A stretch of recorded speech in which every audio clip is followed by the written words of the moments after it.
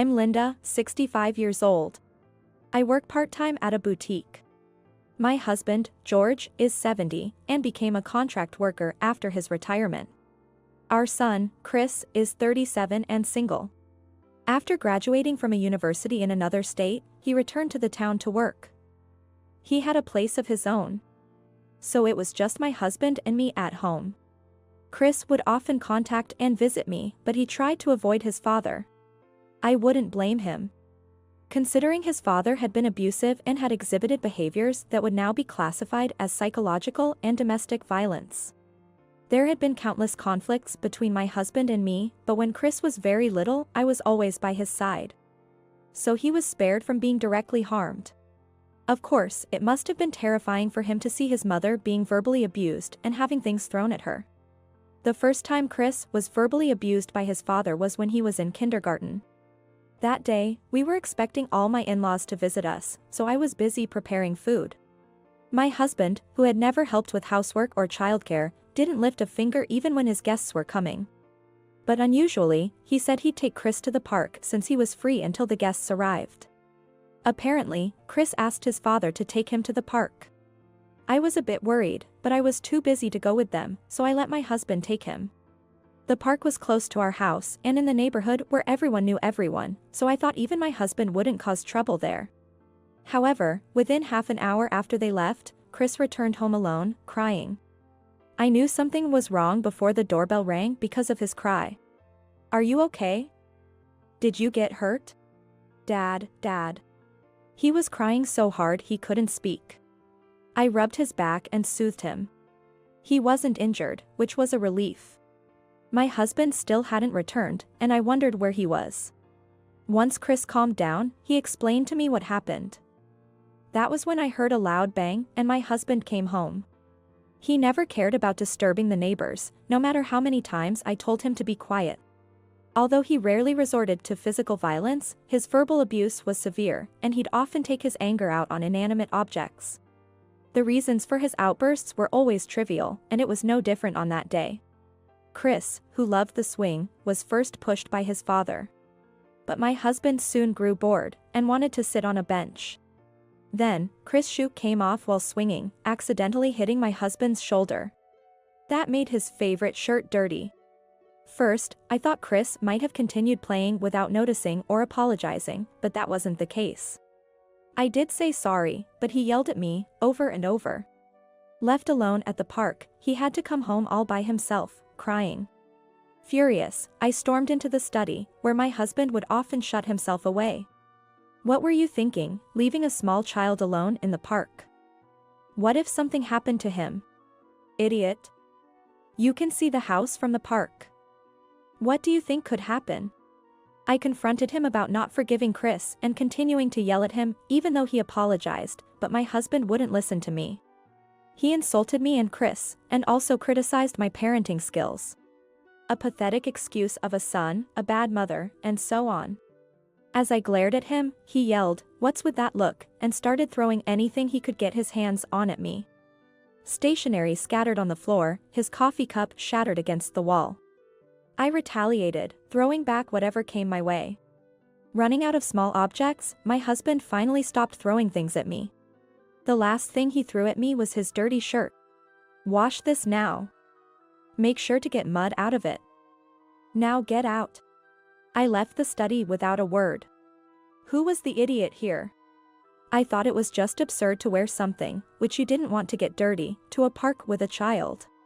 It should have been easy to imagine that, even for someone who didn't play with their child regularly. Getting angry and shifting blame for his own mistake. When I came out of the study, Chris was there, shrinking and trembling with fear, watching the situation. Mom, are you okay? I'm fine, honey. Sorry we scared you. You're bleeding. I tried to avoid getting hurt, but I had some cuts and bruises. I must have touched pieces of the broken cup. Before, I was the only target, but from then on, my husband started targeting Chris as well. He's never said anything, but I think the emotional scars from his childhood is still troubling him. As a mother, I feel terrible about it, but the fact that he grew up to be a kind person is my only consolation. To be honest, I was afraid that something awful might happen due to the conflicts between him and my husband as he entered adolescence. Every time I heard distressing news on TV, I feared it wasn't just someone else's problem. Fortunately, unlike his father, Chris was thoughtful, so we were able to avoid the worst-case scenario. As he grew older, he subtly shielded me from his father's attacks and even intervened to calm him down, which helped to reduce the frequency of the attacks. Perhaps my husband realized he was no match for Chris physically. Once I found a part-time job at a boutique and began working on weekends and public holidays, I wasn't subjected to his physical outbursts as much, though I was still getting verbally abused by him. When Chris went to college in another state, and also when he chose to come back to work locally but not to live with us, I encouraged him, seeing his hesitation. "I'll be okay. I don't think your father will physically hurt me. But still. You know I always fight back, right? So, I'll be fine. You go on and follow the path you choose. No matter what choice you make, I'll be here for you." Though I reassured him, as expected, my husband's attacks intensified once it was just the two of us. To defend myself, I retaliated when yelled at unjustly, and threw back when things were thrown at me.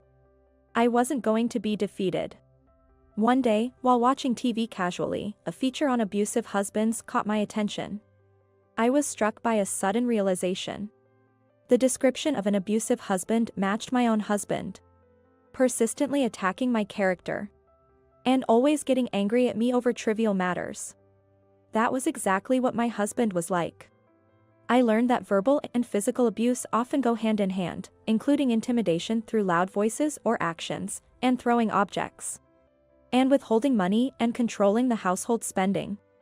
Things had changed. In the past, unless there was direct physical attack, it wasn't recognized as violence, and many suffered in silence even when abused. It also made sense to me that many abusers acted differently in public. My husband had always been exceptionally good at presenting himself to others. I doubt his colleagues knew he was an abusive person. Some neighbors might have suspected something was going on because of his yelling, but I was sure he would just tell them that it was nothing important. And his severe attacks were directed only at me and Chris, fooling everyone else. From that day, I began to prepare for divorce. First, saving money. For the past few years, I stopped spending my part-time earnings on living expenses and started saving. So, I had enough to start a new life on my own. Fortunately, my husband wasn't aware. I anticipated he wouldn't agree to a fair division of property. That was why I needed to save as much as possible just in case. Next, since he probably wouldn't agree to a divorce, I needed to gather objective evidence for the grounds for divorce. If he refused to get divorced, it would go to mediation, and if that failed, to court, so evidence was crucial. I was determined to work hard for a favorable and quick divorce. Chris was also encouraging my independence. I told him what made me decide to divorce. I heard on the grapevine that an old friend got a late-life divorce. She moved to a big city when she was young, married a wealthy man, raised the children, and even had grandchildren. Everyone envied what seemed like a picture-perfect life. But another old friend from back home shared the truth with me. Her words pierced my heart. For years, she endured her husband's infidelity and emotional abuse. Wow. You never know what someone is going through, even if they seem happy. It surprised me, not because she got divorced, but because her situation was exactly the same as mine. Just like my husband, her husband cheated on her. And not long ago, I discovered my husband's affair. Boldly, he'd been seeing a woman who lived near our home. She was a widow, living alone. I saw my husband enter her house on my way back from work. It was like something out of a TV drama. Both my husband and his mistress came out of the house shortly after, so I quickly had to hide. Luckily, they didn't come my way and went to a nearby convenience store. I didn't know what else to do. But I texted Chris, who replied immediately. Get a few photos of Dad going in and out of the house. Don't forget to mute the camera shutter on your phone, or you can just take a video. Okay. It was early in the evening, so it was already getting darker in the countryside, as there were a few houses around. It wasn't hard to hide myself, but I had to be careful not to be seen with the bright screen of my phone. They were absorbed in their own world, making it easy for me to take photos. They came out of the convenience store with a shopping bag, walked back, and entered her house. The light in a room on the ground floor turned on. I was guessing it was probably the living room. In less than half an hour, the light downstairs went off and an upstairs window lit up. After a while, that too went dark. About an hour and a half after I first spotted my husband, he left her house. I took another photo of him coming out of the house and hurried home. They seemed reluctant to part. Later, I consulted with Chris and decided to hire a lawyer. Following the lawyer's advice, I gathered evidence of infidelity and emotional abuse, including photos, videos, and audio recordings. I also started packing my belongings so I could leave the house at any moment. Finally, the day came to confront my husband about the divorce. I hardly slept the night before, but I wasn't tired. Chris, concerned, asked me to talk with my husband on the weekend when he was off work, so he could wait for me in his car outside our house. After texting my son, I brought up the subject with my husband. "I need to talk to you." "What is it?" "I want a divorce." "A divorce? Don't be ridiculous. I won't agree to it." "What complaints could you possibly have?" It was that loud voice of his I couldn't stand. Unfazed, I continued with what needed to be said. About the emotional and physical abuse, infidelity, and that I had evidence. That I was ready to leave immediately, and that I wanted him to discuss further matters with my lawyer. Hearing this, my husband became infuriated. "Your lawyer? Why would you involve someone else in the family matters?" He couldn't stand the idea of outsiders getting involved in our family issues. He continued to intimidate and destroy things while yelling at me. Seemingly frustrated by my calm demeanor, he persistently threw objects at me. Ouch. Suddenly, a loud noise and my husband's scream echoed. An item he threw hit the fishing rod which I cleaned the day before, causing it to fall to the floor. As he stepped on it, the rod broke. Then he slipped, falling onto his backside. I was taken aback. "What are you doing? You idiot. Don't just stand there, call an ambulance." I considered leaving him right then, but upon closer observation, it seemed he genuinely hurt himself and couldn't stand up. After a moment's thought, I called an ambulance and informed Chris. Minutes later, the ambulance arrived and took my husband away. The paramedics told me, who showed no intention of leaving the house. "Ma'am, you should accompany him in the ambulance."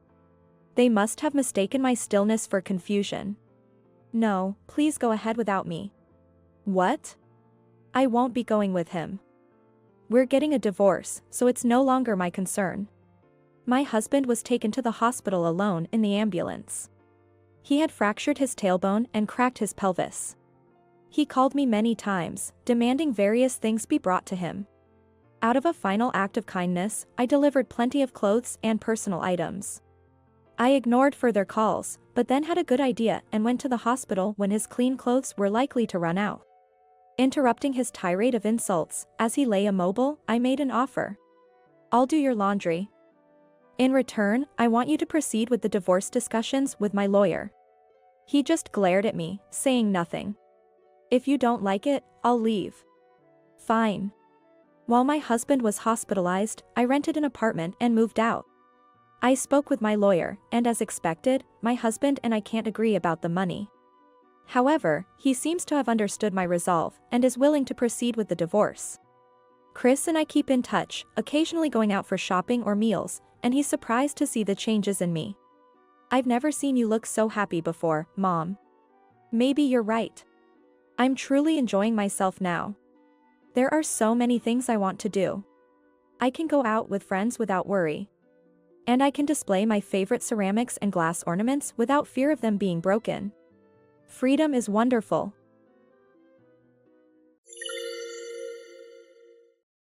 I'm Linda. This year, I finally entered my 60s, but I'm still full of energy. My husband and I have been together for 25 years, and we're still happily married. Our only son, Ethan, is now 34 years old. 2 years ago, he married a woman 12 years his junior, and now they live in Nebraska. Apparently, they live just a 5-minute walk from her parents' house, and since she's not good at cooking, Ethan gets treated to his mother-in-law's meals every day.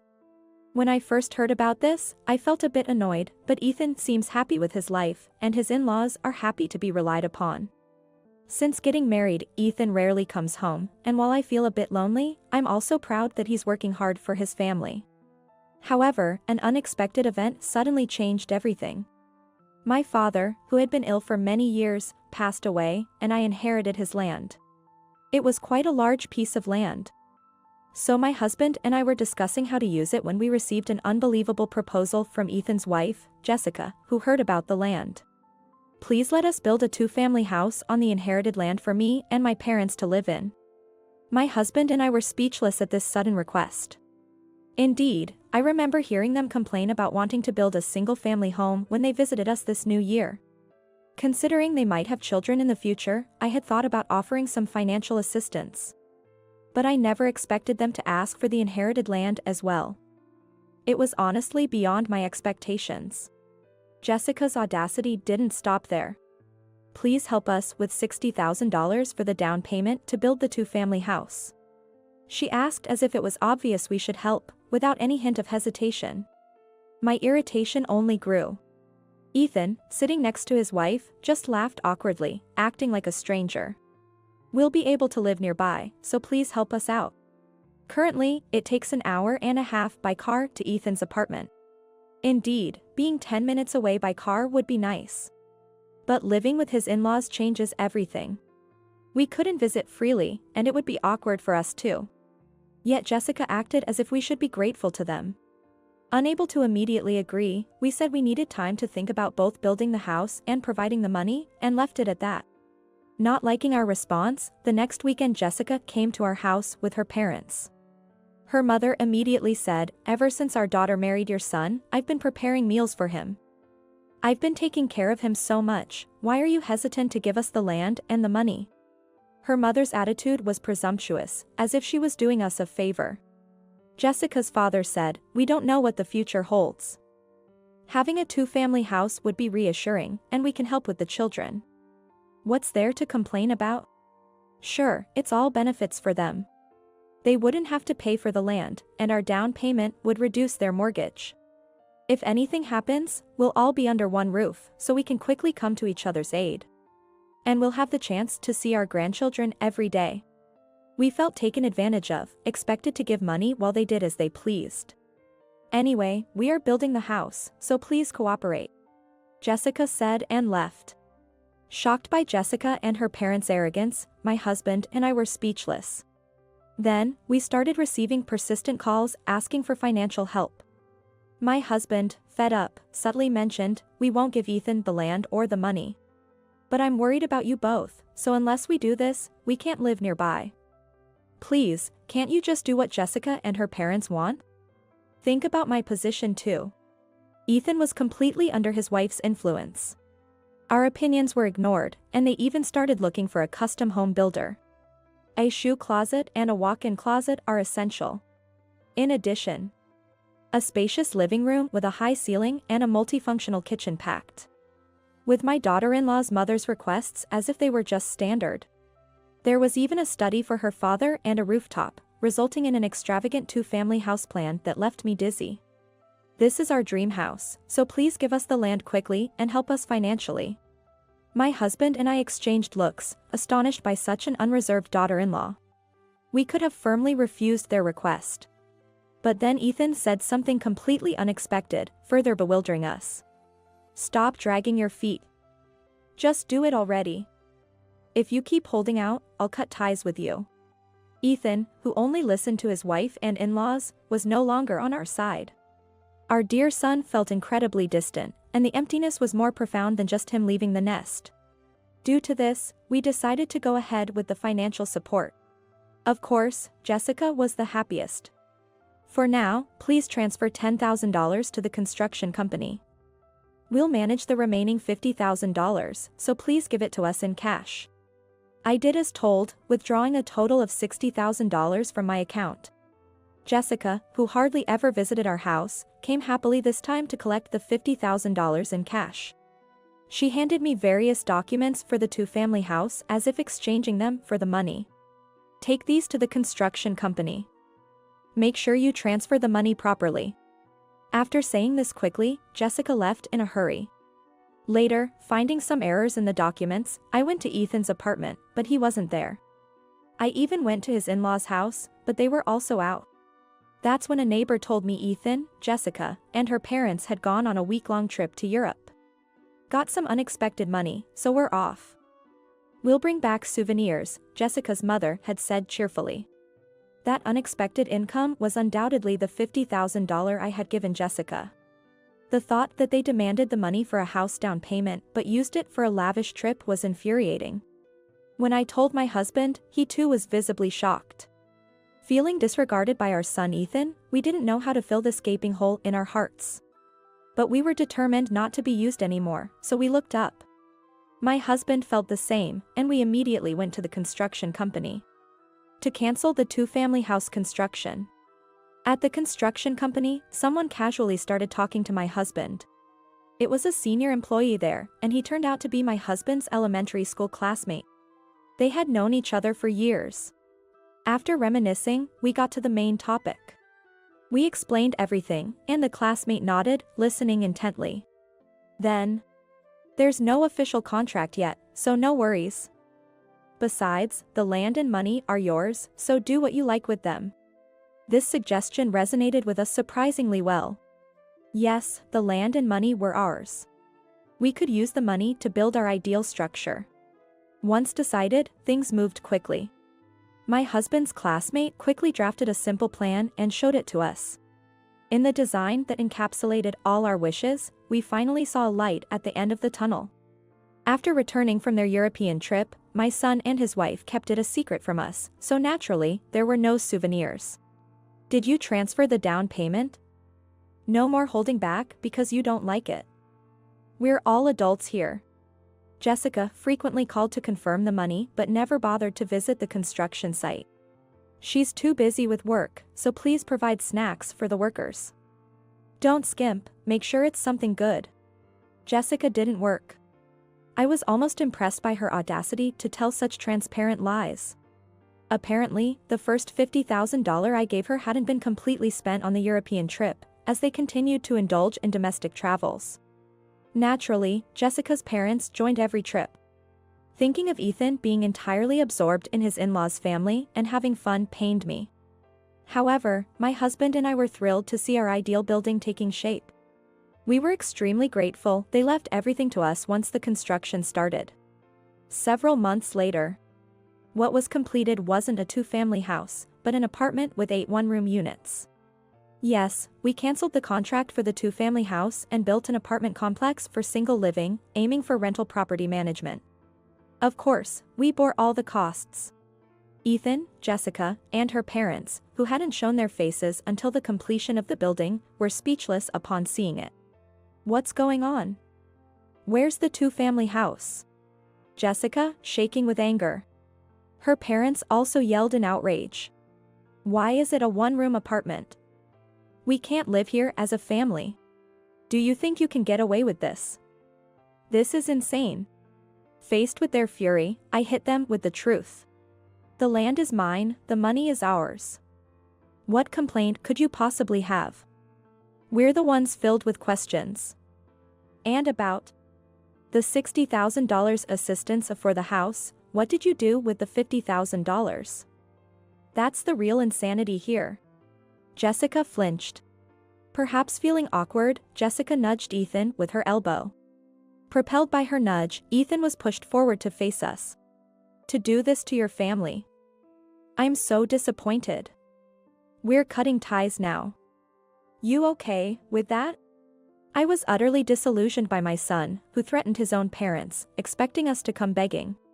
Sure, go ahead. We're done tolerating this anyway. Don't ever show your faces again. Ethan's face went pale at my words. You're taking this seriously? It was just a joke. Ignoring a flustered Ethan, my husband and I continued. Jessica, realizing Ethan was useless, finally spoke. Our current apartment lease ends this month. We need to find a place to live, so please lend us money. I already said it. We're done. No more help. That's too much.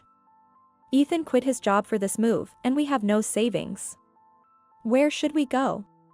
Go live at your parents' house. Then we learned something interesting. Her parents were also moving out of their rented house due to reconstruction and had to leave this month. Both their houses gone in the same month was unexpected, making us smile. Do you want to live in this apartment? Oh, sorry, it's fully booked. The newly built apartment, a 5-minute walk from the station, was in a great location. The nearby station connected to many universities and vocational schools, attracting students who signed leases even before the apartment was completed. As of today, it was finished, and move-ins were starting tomorrow. You got $50,000, so find a new place with that. With that, my husband and I turned our backs on the four of them. Ethan. Stand up for us. You're the only one who can convince your parents. I've been feeding you delicious meals. Repay your gratitude. Hurry up. You love me, right? Do it for your wife you love. Although Ethan was cornered by Jessica and her parents, we didn't look back or stop. Later, Ethan came alone, apologizing deeply. I'm sorry for saying we'd cut ties. You're all I have.